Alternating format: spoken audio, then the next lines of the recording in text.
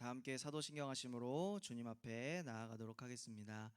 전능하사 천지를 만드신 하나님 아버지를 내가 믿사오며 그 외아들 우리 주 예수 그리스도를 믿사오니 이는 성령으로 잉태하사 동정녀 마리아에게 나시고 본디오 빌라도에게 고난을 받으사 십자가에 못 박혀 죽으시고 장사한 지 사흘 만에 죽은 자 가운데서 다시 살아나시며 하늘에 오르사 전능하신 하나님 우편에 앉아 계시다가 저리로서 산자와 죽은 자를 심판하러 오시리라. 성령을 믿사오며 거룩한 공회와 성도가 서로 교통하는 것과 죄를 사하여 주시는 것과 몸이 다시 사는 것과 영원히 사는 것을 믿사옵나이다. 아멘. 다 함께 찬송가 70장 함께 찬양하도록 하겠습니다. 비난처 있으니 환난을 당한 자 이리오라. 땅들이 변하고 물결이 일어나 산 위에 넘치되 두렵잖네. 이방이 떠들고 나라들 모여서 진동하나 우리 주 목소리 한 번만 바라면 천하의 모든 건 망하겠네. 만유주 하나님 우리를 도우니 피난처요. 세상의 난리를 그치게 하시니 세상에 창검이 쓸데없네. 높으신 하나님 우리를 구하니 할렐루야. 괴로움이 심하고 환난이 극하나 피난처 되시는 주 하나님. 아멘. 오늘 하나님께서 우리에게 주시는 말씀은 구약성경 사무엘상 27장의 말씀입니다. 우리 함께 읽도록 하겠습니다. 다윗이 그 마음에 생각하기를 내가 후일에는 사울의 손에 붙잡히리니 블레셋 사람들의 땅으로 피하여 들어가는 것이 좋으리로다. 사울이 이스라엘 온 영토에 대해서 다시 나를 찾다가 단념하리니 내가 그의 손에서 벗어나리라 하고 다윗이 일어나 함께 있는 사람 600명과 더불어 가드왕 마옥의 아들 아기스에게로 건너가니라. 다윗과 그의 사람들이 저마다 가족을 거느리고 가드에서 아기스와 동거하였는데 다윗이 그의 두 아내 이스라엘 여자 아히노함과 나발의 아내였던 갈멜 여자 아비가일과 함께 하였더니 다윗이 가드에 도망한 것을 어떤 사람이 사울에게 전하매 사울이 다시는 그를 수색하지 아니하니라.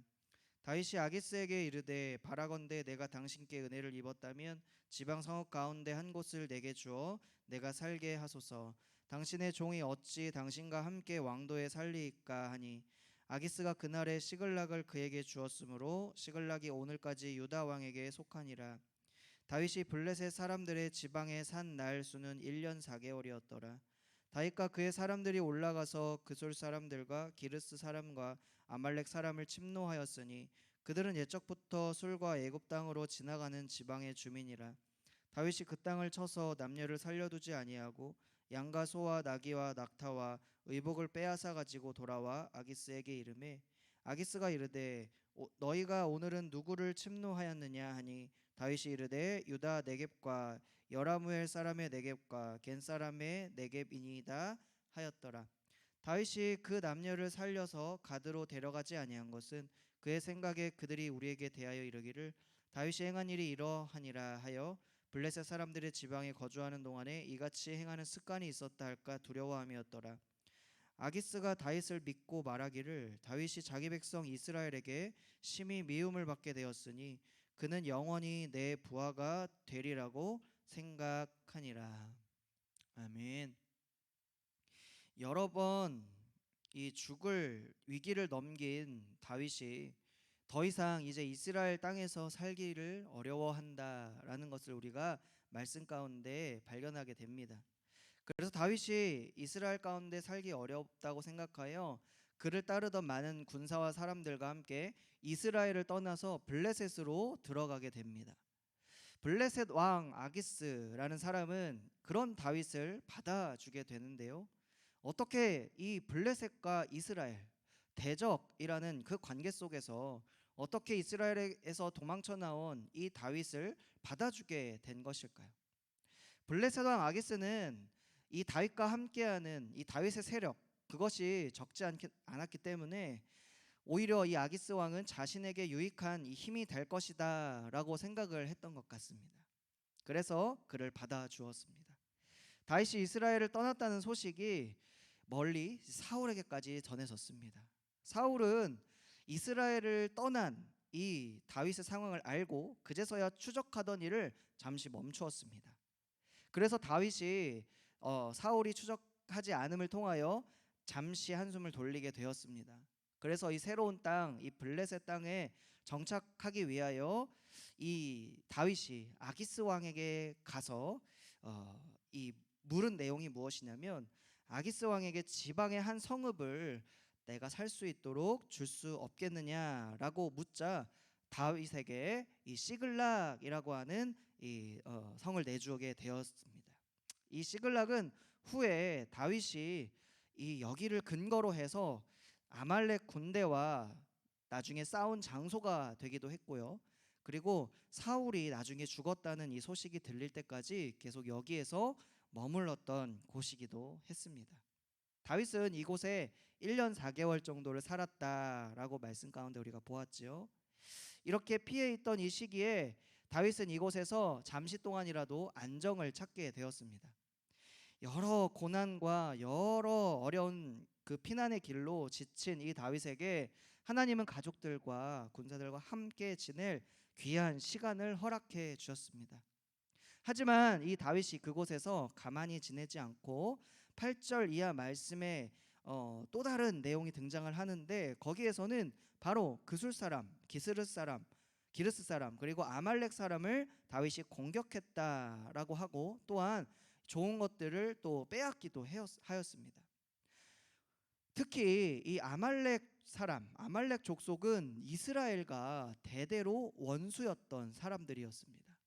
하나님은 과거에 이 그들을 진멸하라라는 명령을 이 모세와 함께했던 이스라엘 백성들에게 명령을 주셨던 적도 있었지요.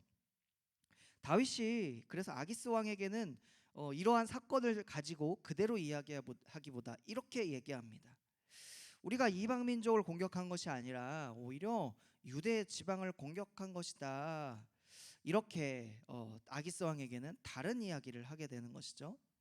그리고 이 다윗의 이 거짓말이 탄로가 날까봐 공격한 이 지역에 살았던 이 사람들까지도 죽이기 시작했습니다. 아기스 왕은 이 사실을 믿었습니다.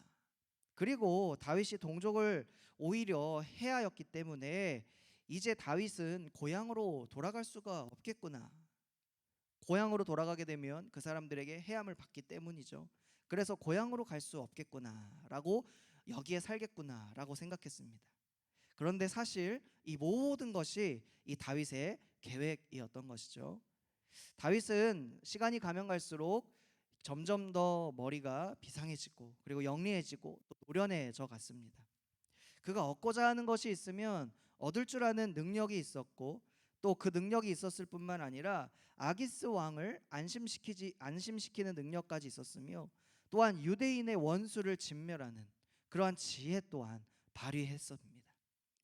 이런 다윗을 보면 우리가 결과적으로는 이렇지만 그 과정 가운데 다윗은 너무 잔인하지 않나, 다른 사람의 것을 또한 빼앗는 것이 옳은 모습인가라고 하는 그런 마음도 들 수도 있습니다.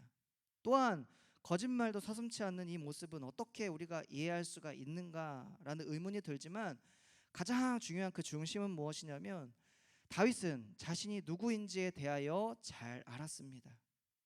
자신이 누구입니까? 바로 함께한 백성들을 인도해야 할 책임이 있는 사람이었습니다. 함께한 이들을 살리는 책임감과 또 이스라엘 땅을 보호해야 한다는 그 마음도 있었고요. 그리고 아기스 왕으로부터 믿음을 얻어야 했기 때문에 또 살아야 했기 때문에 그런 절박감 또한 있었습니다. 그 모든 것이 합쳐져 이런 결단이 나오게 된 것이죠. 그 중심에 하나님이 있었습니다. 하나님도 그 마음을 아셨습니다. 그러나 비록 그의 이런 부족함, 인간적인 연약함도 당연히 알고 있었습니다. 그런 부족하였습니다. 그를 둘러싼 일들을 감당하기에 연약했고 또 한계가 있었습니다. 그러나 주님은 그 마음도, 그 연약함도, 그 한계도 품어 주셨습니다.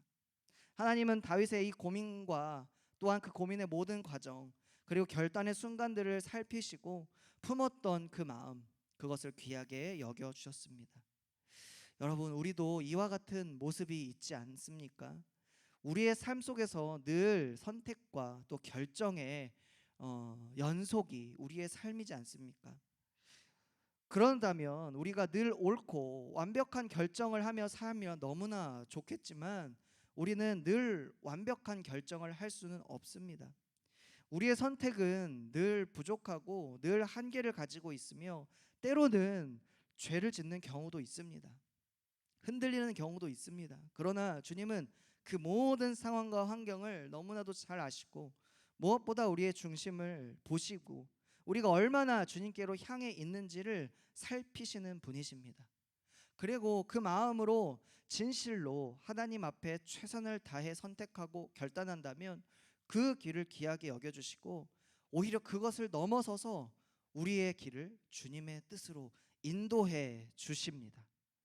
오늘 우리의 하루의 선택 속에서 가장 먼저 주님을 기억하고 주님의 뜻을 구하는 우리가 되시기를 소망합니다. 그리하여 그 선택 가운데 우리의 부족함과 연약함을 주님의 긍휼하심으로 인도하여 달라고 기도합시다. 그리하여 이 모든 삶에 주님의 인도하심을 느끼며 주님에게로 나아갈 수 있는 복된 인생으로, 또 세상에서는 하나님의 말씀을 실천하며 그 실천 속에서 하나님의 그 성품을 또한 전파하고 복음을 알리는 그 인생으로 살아가시는 모든 우리 성도님들 되시기를 예수님의 이름으로 간절히 축복합니다.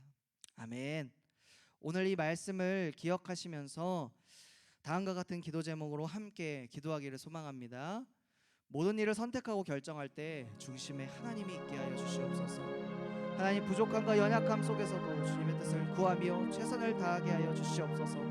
주님, 영적인 침체가 있습니다. 주님의 말씀으로 잘 헤쳐가게 도와주시옵소서.